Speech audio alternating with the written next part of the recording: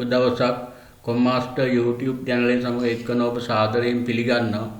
අද දින අපි සාකච්ඡා කරන්නේ පිරිවැය පරිමා ලාභ විශ්ලේෂණය මගින් කෙටි කාලීන තීරණ ගැනීමේදී සංවේදීතා විශ්ලේෂණය පදනම් වෙන්නේ කොහොමද කියන එක.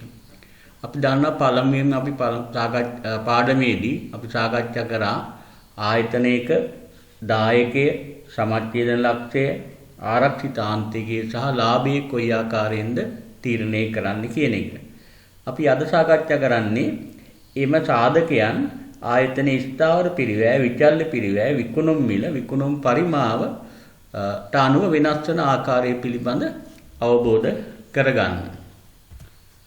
සංවේදීතා විශ්ලේෂණය පිරිවැය පරිමාලාභ විශ්ලේෂණයේදී සැලකිල්ලට ගනු ලබන දායකයේ සමච්ඡේදන ලක්ෂය ආරක්ෂිත ආන්තිකයේ ලාභය යන සාධකයන්ට භාණ්ඩයේ විකුණුම් මිල, විකුණුම් පරිමාව, විචල්්‍ය පිරිවැය, ස්ථාවර පිරිවැය වෙනස් වීම ඇති කරන බලපෑම විශ්ලේෂණය කිරීම සංවේදීතා විශ්ලේෂණයයි.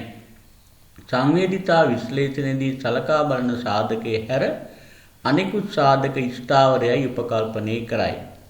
ඒ අනුව පිරිවැය සාධකයන්ගේ වෙනස් වීම පහත ආකාරයට දැක්විය හැකියි. දැන් අපි සාකච්ඡා කරමු සංවේදීතා විශ්ලේෂණයේදී අපි කලින් කතා කරපු ආකාරයටම ස්ථාවර පිරිවැය වෙනස් වීමක් ආයතනයේ මුළු දායකයට සමච්ඡේදන ලක්ෂයට ආරක්ෂිත ආන්තිකයට සහ ලාභයට ඇති කරන බලපෑම. ඒතර ස්ථාවර පිරිවැය වැඩිවීමක් අපි දන්නවා මුළු දායකයට බලපෑමක් නැහැ. අපි දායකය හොයන්නේ ආයතනයක විකුණුම් ආදායමෙන් විචල්්‍ය පිරිවැය අඩු කරපුවාම. නිසා ස්ථාවර පිරිවැය සම්බන්ධයක් නැති නිසා අපි වැඩිවීමක් හෝ අඩුවීමක් ස්ථාවර පිරිවැය උණයි කියලා මුළු දායකයට බලපෑමක් ඇති වෙන්නේ නැහැ. මේක සමච්ඡේදන ලක්ෂය. ස්ථාවර පිරිවැය වැඩිවීමක් වුණොත් අපි දන්නවා සමච්ඡේදන ලක්ෂය හොයන්නේ ස්ථාවර පිරිවැය ඒකක දායකයෙන් වැඩි වෙලා. නිසා ස්ථාවර පිරිවැය වැඩි වෙනකොට අපේ සමච්ඡේදන ලක්ෂයට ඇති වෙන බලපෑම තමයි වැඩි වෙනවා. වගේම ස්ථාවර පිරිවැයක් අඩු වුණොත් අපිට ඒකක දායකයේ වෙනස් වෙන්නේ නැත්නම් අනිවාර්යයෙන්ම සමච්ඡේදන ලක්ෂය අඩු වෙන්න ඕන. දැන් ඒ වගේම ආරක්ෂිත ආන්තිකයට බලපෑම ස්ථාවර පිරිවැය වෙනස් වීම බලමු. ස්ථාවර පිරිවැය වැඩි උනායි කියන්නේ අපේ සමච්ඡේදන ලක්ෂය වැඩි වෙනවා. එතකොට ආරක්ෂිත ආන්තිකය අඩු වීමට බලපානවා. මොකද ආරක්ෂිත ආන්තිකය කියන්නේ සමච්ඡේදන ලක්ෂය ඉක්මවා තියෙන ආදායම හෝ ඒකක ගාණ. ඒ අනුව අපේ ස්ථාවර පිරිවැය වැඩිවීම ආරක්ෂිත ආන්තිකයේ අඩුවීමට බලපෑමක් වෙනවා.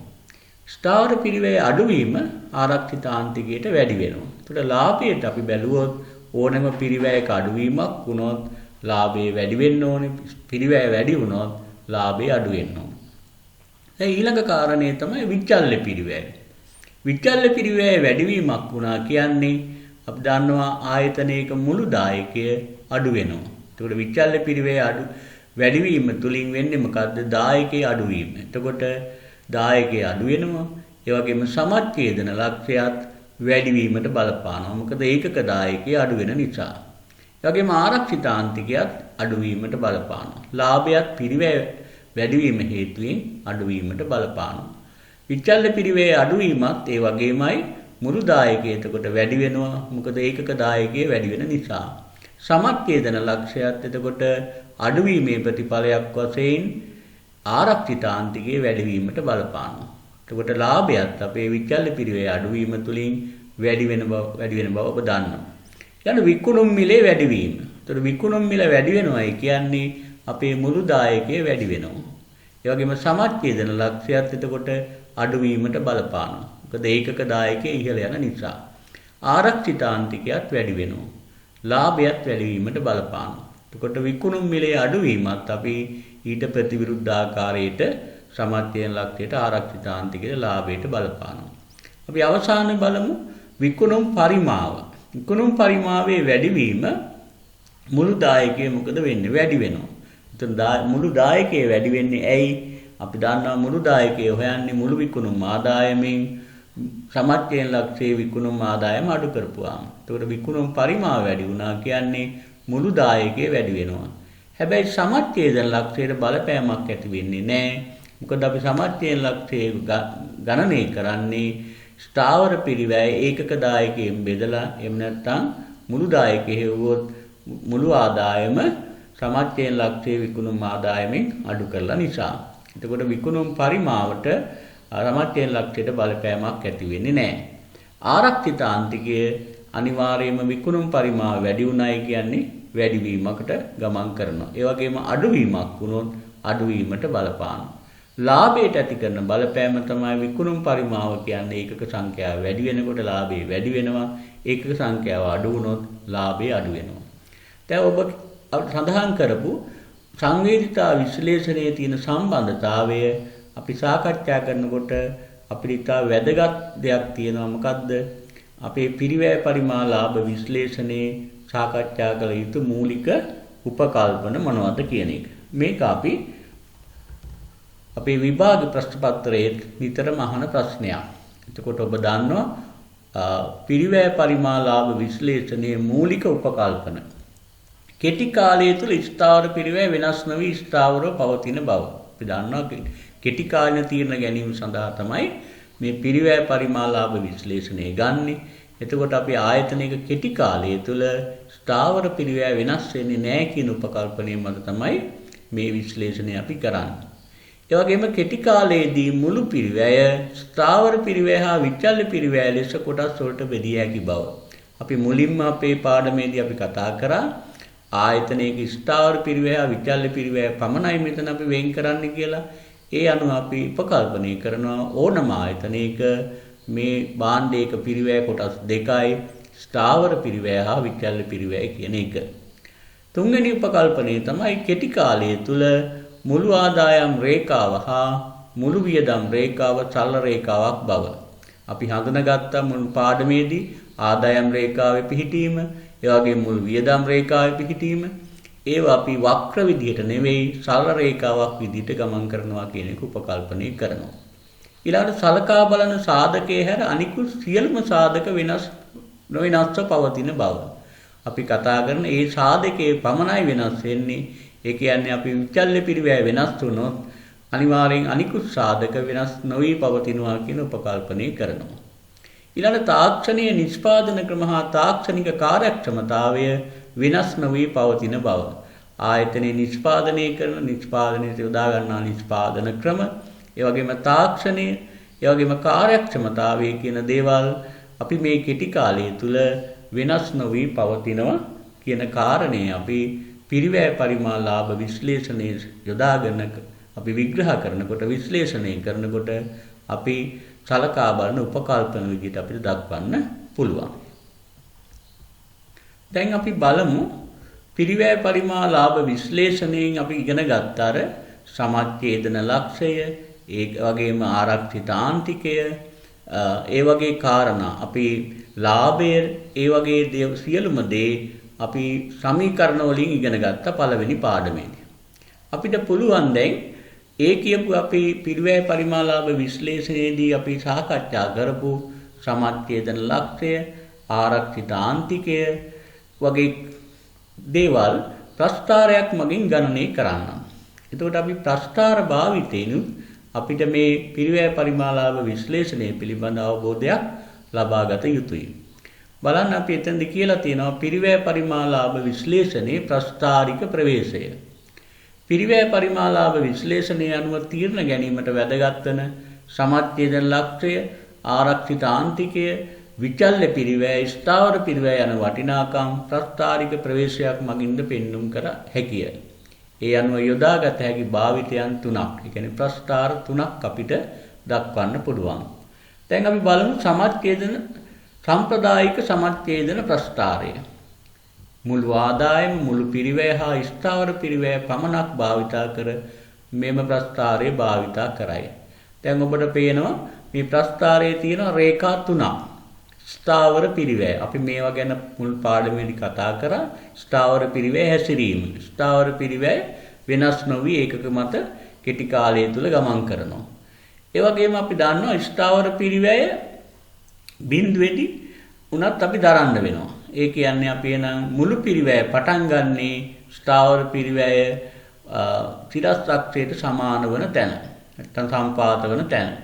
එතකොට අපි ස්ථාවර පිරිවැය මුල් අවස්ථාවේ තමයි මුළු පිරිවැය පටන් ගන්නෙ. ඒ වගේම මුළු ආදායම් රේඛාව ඒක සමානුපාතිකව ඒකක මත වෙනස් වෙන නිසා සමාන්තරව ඉදිරියට ගමන් කරනවා. දැන් එතකොට සම්ප්‍රදායික සමච්ඡේදන ප්‍රස්ථාරය තුලින් අපිට තීරණය කරන්න පුළුවන් සමච්ඡේදන ලක්ෂ්‍ය. අපි ඉගෙන ගත්තනේ සමච්ඡේදන ලක්ෂ්‍ය කියන්නේ මුළු පිරිවැය මුළු ආදායමට සමාන වන තැන. ඒ කියන්නේ ලාභයක් හෝ පාඩුවක් නොමැති ලක්ෂ්‍ය. දැන් ඒක අපි පෙන්නලා තියෙනවා. ඒකට සමච්ඡේදන ලක්ෂ්‍ය ඉක්මවා යනකොට අපි දන්නවා ආදායම් රේඛාව ඉහළ පිරිවැය රේඛාව පහළ. එතකොට මේ දෙක අතර අන්තරය ලාභයේ විදිහට අපි සලකන්න පුළුවන්. එහෙනම් සමච්ඡේදන ලක්ෂ්‍යයට පහළ කොටස අලාභයේ විදිහට අපිට දක්වන්න පුළුවන්.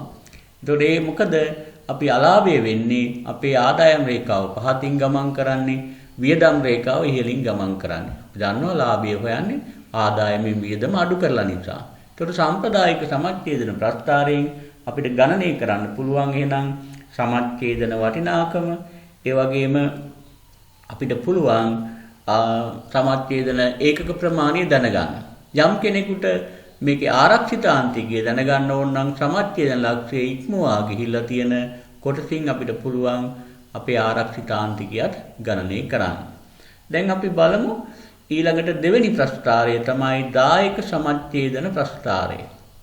දැන් මේ දායක සමච්ඡේදන ප්‍රස්ථාරයෙන් අපි පෙන්නනවා මුළු ආදායම මුළු පිරිවැය හා විචල්්‍ය පිරිවැය කියන රේඛා. එතකොට අපි දන්නවා මේ ප්‍රස්ථාරය අපිට අනාවරණය වෙන්නේ නැහැ ස්ථාවර පිරිවැය. එතකොට බලන්න අපේ විචල්්‍ය පිරිවැය රේඛාවේ හැඩය. ඒතර විචල්්‍ය පිරිවැය කියන්නේ අපි ඒක මත සමානුපාතික වෙනස් වෙනවා. අපි මේ ලක්ෂණ මුල් පාඩමේදී කතා කරා.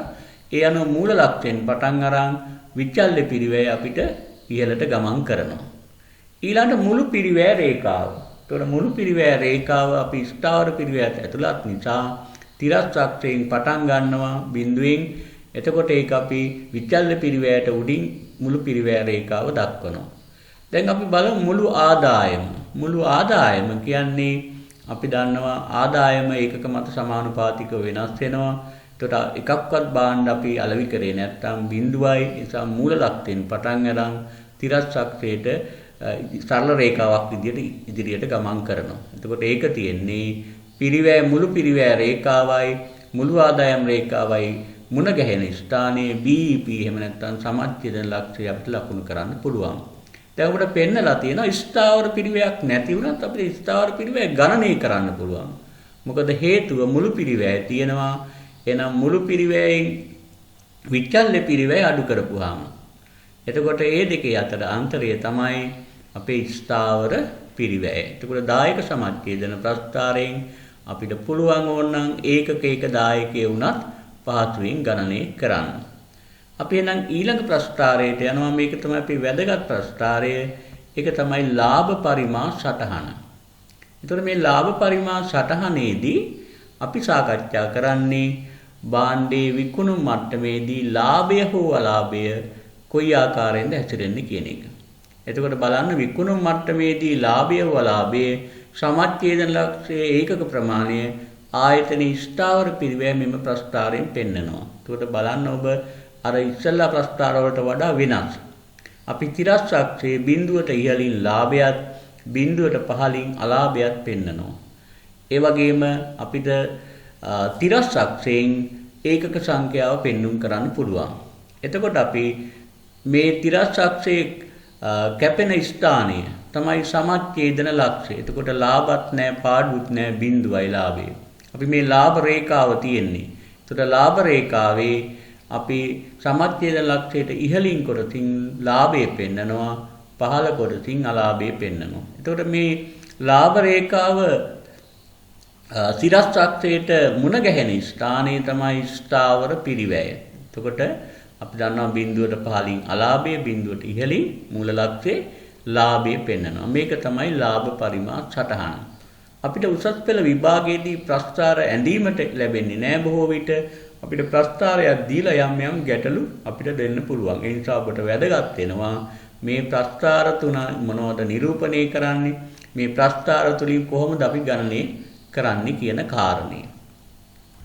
හොඳයි අපි දැන් අවධානය යොමු කරමු අපේ අභ්‍යාස වලින් මේ කියපු සංවේදීතා විශ්ලේෂණයේ යටතේ අපි කතා කරපු ස්ථාවර පිරිවැය, විචල්්‍ය පිරිවැය, ඒ වගේම සමච්ඡේදන ලක්ෂය, ලාභ පරිමා, විකුණුම් පරිමාව ආදී කරුණු වෙනස් වන ආකාරය අනුව අපි කතා කරපු පළවෙනි පාඩමේ ඒකක දායකයේ ලාභ පරිමාණුපාතය වගේ දේවල් ගණනය කරලා අපි සංවේදීතා විශ්ලේෂණය තුළින් ගැටලු කොහොමද විසඳගන්නේ කියන කාරණය. බලන්න ඔබට දීලා තියෙනවා විදුලි උපකරණ නිපදවන අලෙවිකරණ සනිරෝධ සමාගමේ පහත තොරතුරු දී ඇත. උපකරණයේ විකුණුම් මිල 450යි, විචල්්‍ය පිරිවැය 300යි, ස්ථාවර පිරිවැය 1,50,000යි. අවශ්‍ය වන්නේ ඒකක සහභාගයේ ගණනය කිරීම, ලාභ පරිමාණුපාතය ගණනය කිරීම, සමච්ඡේදන ලක්ෂ්‍ය ඒකක වලින්, සමච්ඡේදන ලක්ෂ්‍ය රුපියල් වලින්. ඔබට අපි පළවෙනි පාඩමේදී කතා කරා ඒකක දායකයේ ගණනය කරන්න ඒකක විකුණුම් මිලෙන්, ඒකක විචල්්‍ය පිරිවැය අඩු කරලා. ඒ අනුව අපි දන්නවා ඒකක විකුණුම් මිල 450යි, ඒකක විචල්්‍ය පිරිවැය 300යි, ඒකක දායකයේ 150යි. ඊළඟ ලාභ පරිමාණුපාතය ඒකක දායකයේ විකුණුම් මිලෙන් කවර ප්‍රතිශතයක් දායකයේද කියන එක තමයි ලාභ පරිමාණුපාතයෙන් අපි විග්‍රහ කරන්නේ. එතකොට ඔබ බලන්න ඒකක දායකයේ දැන් අපි හොයාගත්තා 150යි, ඒකකයේ විකුණුම් මිලෙන් බෙදුවා. එතකොට 150යි 450 බෙදුවෙන් පස්සේ 103න් බෙදනවා. එතකොට අපිට උත්තරේ එනවා ලාභ පරිමාණුපාතය 33යි 3න් එකක් විදියට. අපි තුන්වෙනි එක අහනවා සමච්ඡේදන ලක්ෂ්‍ය ඒකක වලින්. ඔබට මතක ඇති සූත්‍රය අපි ඉගෙන ගත්තා ස්ථාවර පිරිවැය ඒකක දායකයෙන් බෙදනවා කියන එක. එතකොට අපි ආයතනයේ ස්ථාවර පිරිවැය 1,50,000යි ගැටලුවේ. එතකොට අපි ඒකක දායකයේ ගණනය කරා 150ක 1,50,000න් 150 බෙදුවට පස්සේ සමච්ඡේදන ලක්ෂ්‍ය ඒකක වලින් නම් අපිට එනවා 1000ක්. ඒ වගේම අපි සමච්ඡේදන ලක්ෂ්‍ය රුපියල් වලින් හොයනවා. අපි සූත්‍රයක් ඔබට මතක ඇති ස්ථාවර පිරිවැය ලාභ පරිමාණුපාතයෙන් බෙදීමෙන් සමච්ඡේදන ලක්ෂ්‍ය රුපියල් වලින් අපිට ගණනය කරනකොට ස්ථාවර පිරිවැය ලාභ පරිමාණුපාතයෙන් බෙදන්න ඕනේ. ඒ අනුව බලන්න අපේ ස්ථාවර පිරිවැය 1,50,000යි, අපි ලාභ පරිමාණුපාතයේ 33 3යි කියලා ගත්තා. ඒතකොට 33 3 බෙදලා වැඩි කරනවා 100න් අනුපාතය නිසා. එතකොට අපිට උත්තරය ලැබෙනවා 4,50,000. එතකොට අපි කලින් පාඩමේ සාකච්ඡා කරපු සමච්ඡේදන ලක්ෂ්‍ය ඒකක වලින් සහ රුපියල් වලින් කොහොමද හොයන්නේ, ලාභ පරිමාණුපාතය ගණනය කරන්නේ කොහොමද කියන පළවෙනි පාඩමේ ඇත්තේ සාකච්ඡා කරපු ටික ඔබට නැවත මතක් කරන්න පුළුවන්. අපි දැන් යමු ක්‍රියාකාරකම් දෙක දානියම කරමු. විශේෂ සබන් වර්ගයක් නිෂ්පාදනය කරන වෙන්ඩෝල් සමාගමේ පහත තොරතුරු දී ඇත. සබන් කැටෙහි විකුණුම් මිල 45යි, විචල්්‍ය පිරිවැය 30යි, ස්ථාවර පිරිවැය 1,20,000යි. අපිට සරල වටිනාකම් කීපයක් ගණනය කරන්න දීලා තියෙන්නේ. අපි බලන්න පහත වටිනාකම් ගණනය කරන්න. ඒකක දායකය, සමච්ඡේදනයේ ඒකක ප්‍රමාණය, සමච්ඡේදන ලක්ෂ්‍යයේ විකුණුම් වටිනාකම, ඒ වගේම වාර්ෂිකව 60,000ක ලාභයක් ලබා ගැනීමට අලෙවි කළ යුතු සබන් කැට ප්‍රමාණය. දැන් බලන්න ඔබගේ විසඳුම දිහාට විකුණුම් මිල 45යි, විචල්්‍ය පිරිවැය 30යි, ඒකක දායකයේ 15යි. ඒ වගේම අපිට අහනවා සමච්ඡේදන ලක්ෂ්‍ය ඒකක ප්‍රමාණය. එතකොට ස්ථාවර පිරිවැය 1,20,000යි ගැටලුවේ, ඒකක දායකයේ 15යි. එතකොට 1,20,000 15න් බෙදුවයි කියන්නේ ඒකක 8,10යි. ලාභ හෝ පාඩුව නැතුව අපි සමච්ඡේදන ලක්ෂ්‍ය ඒකක ප්‍රමාණය. දැන් සමච්ඡේදන ලක්ෂ්‍ය අපිට වටිනාකමින් හොයන්න පුළුවන් නම් තවත් ප්‍රවේශයකට යන්න පුළුවන්. අපි ගණනය කරපු 8,000 ඒකක විකුණුම් මිලේ වැඩි කරනවා. එතකොට 8,000 වැඩි කරනවා 45න් 3,60,000ක් සමච්ඡේදන ලක්ෂ්‍යයේ විකුණුම් ආදායම ලැබෙනවා. ඊළඟට අපිට මතක ඇති අපි මේ පිරිවැය පරිමාණ ලාභ විශ්ලේෂණයෙන් අපිට හැකියාව තියෙනවා අපි අපේක්ෂා කරන ලාභයක් උපයා ගැනීමට අලෙවි කළ යුතු විකුණුම් ඒකක ප්‍රමාණය හෝ විකුණුම් ආදායම ගණනය කිරීමේ හැකියාව තියෙනවා. අපි දැන් බලමු හතරවෙනි ගැටලුවට වාර්ෂිකව 60,000ක ලාභයක් ලබා ගැනීමට අලෙවි කළ යුතු සබන් කැට ප්‍රමාණය. එතකොට අපි කරන්නේ මොකද්ද? ස්ථාවර පිරිවැයට අපේක්ෂිත ලාභය එකතු කරලා ඒකක දායකයෙන් බෙදන එක. එතකොට 1,20,000 ස්ථාවර පිරිවැය, අපේක්ෂිත ලාභය 60,000යි. අපි ඒක දායකයෙන් බෙදුවාම 15න් ඒකක 12,000ක් අපිට අලෙවි කරන්න හැකියාවක් වුණොත් අපිට ලබන මාසයේ 60,000ක ලාභයක් ලබා ගන්න පුළුවන්. ඊළඟට අපි එතෙන්දී අපෙන් ඇහුවොත් ආදායම කීයක් ලබන්න ඕනද? 60,000ක් ගන්න. එතකොට අපිට හැකියාව තියෙනවා අර 12,000 45න් වැඩි කරපුවාම උත්තරේ එකපාරම 5,40,000ක් විදිහට ගන්න. තවත් ප්‍රවේශයක් තියෙනවා. අපිට පුළුවන් ඕනනම් ස්ථාවර පිරිවැය අපේක්ෂිත ලාභය එකතු කරලා ලාභ පරිමාණුපාතයෙන් බෙදලා. ඔබට පළවෙනි පාඩමේදී අපි පැහැදිලි කරා එම සූත්‍ර එකිනෙකට වෙනස් ආකාරයෙන් පාවිච්චි කරන්නත් පුළුවන් කියන කාරණේ. දැන් අපි ක්‍රියාකාරකම් 3 දිහා අවධානය යොමු කරමු. ශ්‍රීමිත ශිරෝමී සමාගමේ නිෂ්පාදනය කරන ආලවිකරණ භාණ්ඩයක් සම්බන්ධයෙන් පහත් තොරතුරු දී ඇත. මාසික විකුණුම් ආදායම ලක්ෂ 3යි, මුළු විචල්්‍ය පිරිවැය 2,25,000, ස්ථාවර පිරිවැය 50,000, ඒකක විකුණුම් මිල 200යි. අවශ්‍ය වන්නේ පහත වටිනාකම් ගණනය කිරීම. ලාභ පරිමාණුපාතයේ සමත්යෙන් ලක්ෂය රුපියල් වලින්, සමත්යෙන් ලක්ෂය ඒකක වලින්, සමත්යෙන් ලක්ෂය විචල්්‍ය පිරිවැය, ආරක්ෂිතාන්තික ඒකක වලින්, ආරක්ෂිතාන්තිකය රුපියල් වලින්. දැන් බලන්න ඔබ අවධානය යොමු කරමු අපි ඒක කොහොමද විසඳන්නේ කියලා. බලන්න ඔබ විසඳුම දිහාට ලාභ පරිමාණුපාතය. එතකොට අපි දන්නවා මුළු දායකය හොයන්නේ කොහොමද? අපි මුළු දායකයේ බෙදන ලාභ පරිමාණුපාතය අපි හොයන්නේ මුළු දායකය මුළු විකුණුම් ආදායමෙන් බෙදලා වැඩි කරනවා 100ෙන්. එතකොට අපි දන්නවා අපේ මුළු ආදායම දීලා තියෙනවා මුළු ආදායම බලන්න ලක්ෂ 3යි. ඒ වගේම මුළු විචල්්‍ය පිරිවැය 2,25,000යි. එතකොට අපිට මුළු දායකයේ ගත්ත හැකි 75,000. එතකොට අපි බලමු දැන් මුළු දායකයන් ලාභ අනුපාතය ගණනය කරනකොට 75,000යි. අපේ අලෙවි ආදායම ලක්ෂ 3යි. 75,000 බෙදීම ලක්ෂ 3 වැඩි කිරීම 100. ඒ කියන්නේ 125යි ලාභ පරිමාණුපාතය. දැන් සමත්යෙන් ලක්ෂය රුපියල් වලින් හොයන්න අපිට හැකියාව තියෙනවා. ස්ථාවර පිරිවැය ලාභ පරිමාණුපාතයෙන් බෙදලා 100ෙන් වැඩි කරපුවාම ඒ කියන්නේ ස්ථාවර පිරිවැය 50,000යි. දැන් අපි ගණනය කරපු ලාභ පරිමාණුපාතයේ 125 නිසා 25න් බෙදලා 100ෙන් වැඩි කරපුවාම සමත්යෙන් ලක්ෂය රුපියල් ගාන අපිට ලැබෙනවා ලක්ෂ 2ක්. ඊළඟ සමච්ඡේදන ඒකක ගාන අහනවා. දැන් අපිට හැකියාව තියෙනවා සමච්ඡේදන ලක්ෂයේ විකුණුම් ආදායම ගැටලුවේ ඒකක විකුණුම් මිල දීලා සඳහන් කරලා තියෙන නිසා ඉතා සරල ආකාරයෙන් ගණනය කරන්න ලක්ෂ 2 බෙදනවා 200න්. ඒ කියන්නේ අපිට 1000ක සමච්ඡේදන ඒකක ප්‍රමාණයක් පෙන්눔 කරනවා. ඊළඟට ඔබ දන්නවා ඒකක විචල්්‍ය පිරිවැය අහනවා. ඒකක විචල්්‍ය පිරිවැය. එතකොට විචල්්‍ය පිරිවැය ගණනය කරන්නේ අපිට දීලා නැහැ. අපි නමුත් අපිට හැකියාව තියෙනවා අපි ලාභ පරිමාණුපාතය පාවිච්චි කරනවා. එතනදී ඔබ පොඩ්ඩක් අවධානය යොමු කරන්න. ලාභ පරිමාණුපාතයේ 125යි. අපි දන්නවා ලාභ පරිමාණුපාතය කියන්නේ ඒකක විකුණුම් මිලේ කවර ප්‍රතිශතයක් දායකයේද කියන එක. දායකයෝ හොයන්නේ ඒකක විකුණුම් මිලේ විචල්්‍ය පිරිවැය අඩු කරපුවාම. එහෙනම් 125ක් දායකයන් ඉතුරු 75 අපේ විචල්්‍ය පිරිවැය. ඒතකොට ඒකක විචල්්‍ය පිරිවැය හොයන්නේ අපි 200 වැඩි කරනවා 75න් බෙදනවා 100න් සමානයි රුපියල් 150යි. එතකොට අපි සමච්ඡේදන ලක්ෂයේහි විචල්්‍ය පිරිවැය අහන්න ඊළඟ ගැටලුවේ. අපි ඒකක විචල්්‍ය පිරිවැය 150යි. එහෙනම් සමච්ඡේදන ලක්ෂයේ එක සංඛ්‍යාව අපි දැන්ටමත් ගණනය කරලා තියෙනවා. 1000 වැඩි කරනවා 150න්. එතකොට 1,50,000යි. අපි අවසාන උත්තරේ බලමු. ආරක්ෂිතාන්තික ඒකක සංඛ්‍යාව. ඒතර ආරක්ෂිතාන්තිකය කියන්නේ ඔබ දන්නවා වර්තමාන විකුණුම් ඒකක සමච්ඡේදන ලක්ෂයේ විකුණුම් ඒකක වලින් අඩු කරපුවාම ලැබෙන පිළිතුර. ඒ අනුව බලන්න අපිට ආරක්ෂිතාන්තිකය හොයන්නේ අපි ලක්ෂ 3ක ආදායමක් තියෙනවා.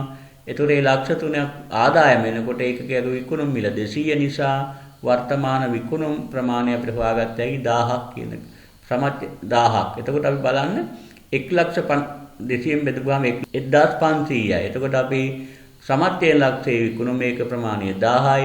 1,500න් 1000ක් අඩු කරපුවාම අපිට ආරක්ෂිතාන්තිකයේ 500ක් ලැබෙනවා. ඒතර ආරක්ෂිතාන්තිකයේ රුපියල් වලින් හොයන්න නම් අපිට හැකියාව තියෙන එක්ක සුද්ධ ලාභයේ ලාභ පරිමාණුපාතයෙන් බෙදලා වැඩි කරන්න පුළුවන්. එහෙම නැත්නම් දැන් මේක ගණනය කරගත්ත උත්තරෙන්ම ගත්තොත් ආරක්ෂිතාන්තිකයේ එක ගාන 500යි ඒකගේ විකුණුම් මිල 200 නිසා රුපියල් ලක්ෂයයි කියන තොරතුරු අපිට ගන්න පුළුවන්. එතකොට අපි මේ සාකච්ඡා කරපු ගැටලුවේ සියලුම කොටස් ආවරණය කරලා ඉවරයි. දැන් අපි යමු ක්‍රියාකාරකම් 4 අභ්‍යාසයට. බලන්න ඔබ සීමිත හේලා සමාගම නිෂ්පාදනය කර අලෙවිකරන පැණිවීම බෝතලයක් සම්බන්ධයෙන් පහත තොරතුරු දී ඇත. විකුණුම් ආදායම 1,50,000යි. ලාභ පරිමාණුපාතයේ 33.1යි. වර්තමාන විකුණුම් ආදායම මත සුද්ධ ලාභය 40,000යි. ඒකක විකුණුම් මිල 150යි. අපිට කරුණු 3යි හොයන්න කියලා තියෙන ස්ථාවර පිරිවැය ගණනය කරන්නලු. දැන් ඒතර අපි කොහොමද ගණනය කරන්නේ? අපි ස්ථාවර පිරිවැය දන්නේ නැහැ. ඒතර අපි මෙතෙක් කතා කරපු සංකල්පවල දැනුම ආශ්‍රයෙන් අපිට හැකියාව තියෙනවා මේ දීපු නැති ස්ථාවර පිරිවැය ගණනය කරන්න. ඔබ එතකොට කළ යුත්තේ තමයි මේ විකුණුම් ආදායමෙන් දායකයේ ගණනය කරන එක. ඔබ දන්නවා දායකය කියන්නේ අපි දායකය තුල ඇතුළත් අපි පළවෙනි පාඩමේ කතා කරා ලාභය සහ ස්ථාවර පිරිවැය කියන කාරණා දෙකම. එතකොට අපේ සූත්‍රයේ විසඳුමක් වශයෙන් බලන්න අපි ස්ථාවර පිරිවැය සමානයි ස්ථාවර පිරිවැය ධන ලාභය දායකයේ සමානයි ස්ථාවර පිරිවැය ධන ලාභය. එතකොට බලන්න අපි කොහොමද ඒක හොයන්නේ? එතකොට අපි 1,50,000ක් තියෙන විකුණුම් ආදායම ඒකෙන් 33.1යි ලාභ පරිමාණුපාතය කියලා අපිට ගාණ ගැටුවේ දීලා තියෙනවා. එහෙනම් 1,50,000ක විකුණුම් ආදායමෙන් අපිට දායකයෙ ගත්ත හැකි 50,000. එතකොට මුළු දායකයේ 50,000යි. එතකොට මුළු දායකයේ අනිවාර්යයෙන්ම සමාන වෙනවා ස්ථාවර පිරිවැය ධන ලාභයට. එතකොට ලාභය අපිට දීලා තියෙන නිසා 40,000 ගත්තොත් ඒ අතර වෙනස තමයි 10,000. එතකොට 50,000 සමානයි 10,000 ධන 40,000. 40,000 අපි දන්නවා. එතකොට නොදන්න සංඛ්‍යාව අපිට හිතා ගන්න පුළුවන් 10,000යි කියන කාරණේ. එතකොට දැන් අපිට ඊළඟ ප්‍රශ්නෙන් අහනවා සමත්යෙන් ලක්ෂයේ රුපියල් වලින්. එතකොට දැන් සමත්යෙන් ලක්ෂයේ රුපියල් වලින් හොයන්න පුළුවන් අපිට කෙලින්ම දීලා තියෙන දත්ත වලින් අපේ ස්ථාවර පිරිවැය 10,000යි ලාභ පරිමාණුපාතය 33.1යි. ඒකෙන් බෙදලා 100න් වැඩි වුණොත් රුපියල් 30,000ක අපේ සමත්යෙන් ලක්ෂයේ රුපියල් වලින් ගණනය කරන්න පුළුවන්. ඒ වගේම අපෙන් අහනවා සමත්යෙන් ලක්ෂ ඒකක වලින්. එතකොට ඒකක වලින් හොයන්න නම් අපි අර ආදායම අපි ඒකක විකුණුම් මිලෙන් බෙදනවා. ඒතකොට 30,000 බෙදනවා ඒකකයේ විකුණුම් මිල 150යි. ඒතකොට ඒකක 200යි. අන්න එතකොට අපිට හැකියාව තියෙනවා ඒකක වලින් ගණනය කරන්න. අපේ අවසාන පිළිතුර තමයි ආරක්ෂිත ආන්තික ඒකක වලින්. ඒතකොට ආරක්ෂිත ආන්තික ඒකක වලින් හොයන්නේ වර්තමාන විකුණුම් ඒකක අපි ගන්නවා.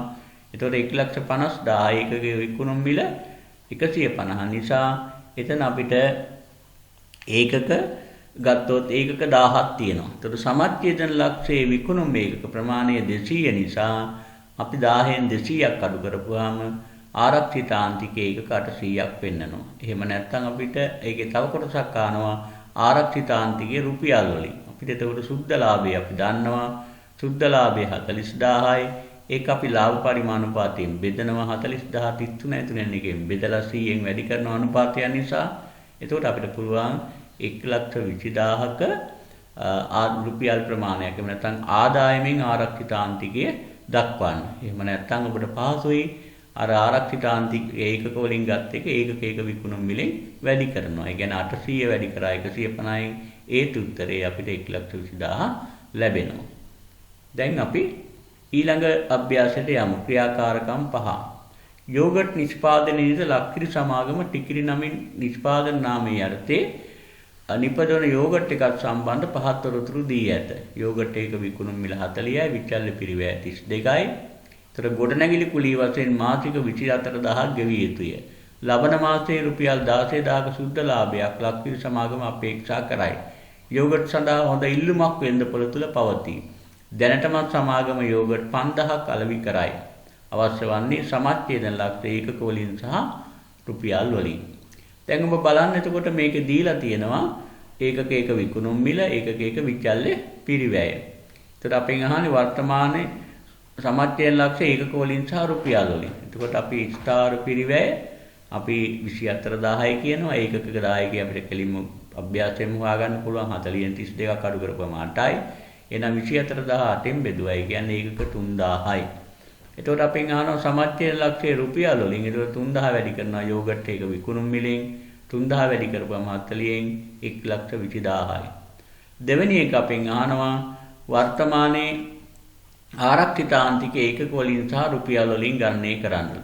එතකොට අපි දන්නවා වර්තමානයේ අපිට යෝගට් 5000ක් මාසිකව අලෙවි කරනවා කියලා දීලා තියෙනවා ගානේ. 5000න් අපේ සමච්ඡේදන ලක්ෂයේ විකුණුම එක අඩු කරපුවාම 2000යි. ඊළඟට අපි ආරක්ෂිත ආන්තිකයේ රුපියල් වලින් ඇහුවාම අපිට පුළුවන් අර ඒකක ප්‍රමාණය 2000යි 2000 වැඩි කරනවා 40න් ඒ කියන්නේ 80000යි. දැන් අපි තුන්වෙනි ප්‍රශ්නෙන් ආනේ අපේක්ෂිත ලාභයක් ගන්න. කොච්චරද අපි අපේක්ෂා කරනවා ලබන මාසයේ 16000ක සුද්ධ ලාභයක්. එතකොට අපි මොකද කරන්නේ? අපි අර කලින් ඉගෙනගත්තු සූත්‍ර භාවිතා කරනවා. ස්ථාවර පිරිවැයට අපේක්ෂිත ලාභය එකතු කරනවා. ඒක ඒකක දායකයෙන් බෙදුවොත් එනවා ඒකක ප්‍රමාණය. ඒතර 24000ට එකතු කරනවා 16000. ඒ කියන්නේ අපි 40000යි 40000ටෙන් බෙදුවාම ඒකක 5000ක් අලෙවි කරන්න ඕන ලබන මාසයේ 16000ක ලාභයක් ආයතනයේ ගන්න නම්. ඒතර විකුණුම් ආදායම කොච්චරද කියලා ඇහුවොත් අපිට ඒකක සංඛ්‍යාව 5000 නිසා ඒක යෝගට් එකක මිල 40යි. ඒකට ලක්ෂ 2ක විකුණුම් ආදායමක් ඉපෙව්වොත් අපිට ලබන මාසයේ 16000ක ලාභයක් ගන්න පුළුවන්. අපි දැන් ක්‍රියාකාරකම් 6 කියන අභ්‍යාසයට අවධානය යොමු කරමු. විශේෂිත පාවාහන යුගලයක් අලෙවි කරනු ලබන ලංකා සමාගම හා බැඳේ. මෙම වසරේ පාවාහන යුගල 25000ක් අලෙවි කිරීමට අපේක්ෂා කරේ. පාවාහන යුගලයක අලෙවි මිල රුපියල් 800යි. පාවාහන යුගලයක ගැනුම් මිල 300යි. වාර්ෂිකව අපේක්ෂිත මුළු ස්ථාවර වියදම් වැටුප් ලක්ෂ 20යි, ප්‍රචාරණයේ දශලක්ෂයයි, වෙනත් ස්ථාවර වියදම් ලක්ෂ 20යි. එතකොට අපි ආයතනයේ මුළු ස්ථාවර පිරිවැය ලක්ෂ 50ක් බවට අපි සඳහන් කරලා තියෙනවා. අපි ඊළඟට බලමු දැන් මොනවද අපිට අපේ පිළිතුරු අහන්නේ. අවශ්‍ය වන්නේ සමච්චය ලක්ෂයේ පාවාහන යුගල ප්‍රමාණය සහ වටිනාකම ගණනය කිරීම. ආරක්ෂිතාන්තිකයේ ඒක ප්‍රමාණය සහ වටිනාකම ගණනය කිරීම. අපේක්ෂිත වාර්ෂික ලාභය හෝ අලාභය ගණනය කිරීම. පාවාහන යුගලයක් සඳහා රුපියල් 50ක් විකුණුම් කොමිස් මුදලක් හඳුන්වා දෙන්නේ නම් රුපියල් ලක්ෂ 40ක වාර්ෂික ලාභයක් ලැබීමට අලෙවි කළ යුතු පාවාහන යුගල සංඛ්‍යාව කොපමණදයි ගණනය කිරීම. මෙම වසරේ ප්‍රචාරණය සඳහා අමතරව රුපියල් 31 ලක්ෂයක් දැරීමට සිදුවේ යයි විකුණුම් මිල 5%ක් වැඩි වේ යයිද උපකල්පනය කර සමච්චයෙන් ලක්ෂයේ පාවාහන යුගල ප්‍රමාණය ගණනය කිරීම. දැන් අපි අවධානය යොමු කරමු පළවෙනි උත්තරේ ගන්න. මොකක්ද අපෙන් අහන්නේ සමච්චයෙන් ලක්ෂයේ පාවාහන යුගල ප්‍රමාණය. එතකොට අපි සමච්චයෙන් ලක්ෂය කොහොමද ගණනය කරන්නේ? ඔයා බලන්න. එතකොට අපිට ඒ පාවාහන යුගලයක විකුණුම් මිල, ඒ වගේම විචල්්‍ය පිරිවැය 300යි. එතකොට ඒකක දායකය 500යි. දැන් අපි බලමු එහෙමනම් අපේ ස්ථාවර පිරිවැය කීයද කියන කාරණේ. එතකොට ස්ථාවර පිරිවැය අපි බෙදනවා ඒකක දායකයෙන්. එතකොට ස්ථාවර පිරිවැය අපි ගානේ තියෙන සඳහන් කරපු ආකාරයට ස්ථාවර පිරිවැය ලක්ෂ 50ක් එනවා. ස්ථාවර පිරිවැය ලක්ෂ 50යි. එතකොට අපිට බෙදන්න ඕනි ස්ථාවර පිරිවැය ලක්ෂ 50 බෙදීම 500. එතකොට ඒකක 10000යි. එතන තියෙන ලක්ෂ 50 වෙන්න ඕන. ලක්ෂ 50 බෙදීම 500 ඒකක 1000යි. එතකොට බලන්න අපි ඒක අහනවා අපේ කොහොමද අපේ ස්ථාවර සමච්චයෙන් ලක්ෂයේ වටිනාකම. පාවාහන යුගල නම් අපි 10000ක් විකුණන්න ඕනි. ඒ වගේම වටිනාකම ගත්තොත් 10000 එක පාවාහන යුගලයක් 800 නිසා රුපියල් 80 ලක්ෂයක ආදායමක් අපි උපයන්න ඕනේ. ඊළඟට අපි බලමු දැන් අපේ ආරක්ෂිතාන්තිකය ඒකක ප්‍රමාණය හා වටිනාකම ගණනය කරන්න. ඒතකොට ආරක්ෂිතාන්තිකය අපිට කියනවා ගානේ ගැටලුවේ පාවාහන යුගල 25000ක් අලෙවි කරනවා කියලා වර්තමානයේ. ඒතකොට අපි සමච්චයෙන් ලක්ෂයේ ඒක සංඛ්‍යාව හෙව්වා 25000න් 10000ක් අඩු කරනවා. එතකොට ඒක සංඛ්‍යාව 15000යි. ඊළඟ ආරක්ෂිතාන්තිකයේ වටිනාකම ඇහුවොත් අපිට පුළුවන් දැන් ආරක්ෂිතාන්තිකයේ ඒකක සංඛ්‍යාව 15000ක් නිසා අපි 15800න් වැඩි කරපුවාම අපිට 1,20,00,000ක ආරක්ෂිතාන්තිකයක් අපි සතුයි පාවාහන යුගල 15000ක් අලෙවි ආරක්ෂිතාන්තිකයේ වටිනාකම විදිහට දැක්වුවොත්. දැන් ඊළඟට අපෙන් අහනවා අපේ ලාභය කීයද කියන කාරණේ. එතකොට ලාභය කියන්නේ අපි කොහොමද අපේ ආදායමෙන් අපේ ලාභය ගණනය කරන්නේ. එතකොට අපිට පුළුවන් කෙටි ක්‍රමයක් තියෙනවා. අපේ ආරක්ෂිත ආන්තිකය 1,20,00,000යි. ඒකෙන් අපි 100න් බෙදලා 62.5න් වැඩි කරනවා. එතකොට 62.5 කියන්නේ අපේ දායකයේ අපි දැන් අපේ දායකයෙන් වැඩි කරනවා. දායක විකුණුම් අනුපාතයෙන් වැඩි කරනවා. එතකොට 75 ලක්ෂයක අපිට ලාභයක් පෙන්눔 කරනවා. ඊළඟට අපෙන් අහනවා හතරවෙනි ප්‍රශ්නේ පාවාහන යුගලයක් සඳහා රුපියල් 50ක කොමිස් මුදලක් හඳුන්වා දෙන්නේ නම් 40ක ලාභයක් ලැබීමට අලෙවි කළ යුතු පාවාහන යුගල සංඛ්‍යාව. ඒකට 50ක කොමිස් මුදලක් දුන්නයි කියන්නේ අපේ විචල්්‍ය පිරිවැය තවදුරටත් වැඩි වෙනවා කියන එක. එතකොට අපිට දැන් නව දායකයක් හොයන්න වෙනවා. එතකොට අපේ විකුණුම් මිල වෙනස් වෙන්නේ නැහැ. අපේ විචල්්‍ය පිරිවැය වැඩි වෙනවා 350 දක්වා. ඒතකොට 800න් 350ක් අඩු වුණාම අපිට නව දායක එනවා රුපියල් 450. එහෙනම් අපිට දැන් ස්ථාවර පිරිවැය වෙනසක් නැහැ. ස්ථාවර පිරිවැය ලක්ෂ 50යි. ස්ථාවර පිරිවැයට ලක්ෂ 4ක් එකතු කරපුවාම අපේක්ෂිත ලාභය ලක්ෂ 90ක් වෙනවා. ඒ ලක්ෂ 90 අපි නව දායකයේ 450න් බෙදුවොත් දැන් අපිට පාවහන් යුගල ඒකක 20000ක් අපිට අලෙවි කරන්න ඕනේ. අපි බලාපොරොත්තු වෙන ලක්ෂ 40ක ලාභය ගන්න නම්. එතකොට බලන්න දැන් නව ස්ථාවර පිරිවැය. දැන් අපිට ඊළඟ ගාණෙන් කියනවා මෙම වසරේ ප්‍රචාරණය සඳහා අමතරව 31 ලක්ෂයක් දැරීමට සිදුවේ යයි. විකුණුම් මිල 5% වැඩි වේ යයිද උපකල්පනය කර සමච්ඡේදන ලක්ෂයේ පාවහන් යුගල ප්‍රමාණය ගණනය කරන්නලු. එතකොට ඔබට හැකියාව තියෙනවා නව ස්ථාවර පිරිවැයක් එකතු වෙනවා. මොකද ලක්ෂ 50ට ප්‍රචාරණය කියන්නේ ස්ථාවර පිරිවැයක්. එතකොට ලක්ෂ 50ට ලක්ෂ 31ක් එකතු වුණොත් ලක්ෂ 81ක් බවට පත් වෙනවා. එතකොට නව දායකේ බලන්න විකුණුම් මිලේ වැඩිවීමක් කියනවා 5%. එතකොට කලින් විකුණුම් මිල 800යි 800ට 5% බැලුවොත් අපි දන්නවා රුපියල් 40යි. එහෙනම් නව විකුණුම් මිල 800ට 40 එකතු වුණාම 840යි. අපේ විචල්්‍ය පිරිවැය වෙනසක් නැහැ. 840න් 300ක් අඩු කරපුවාම අපි 540ක් වෙනවා.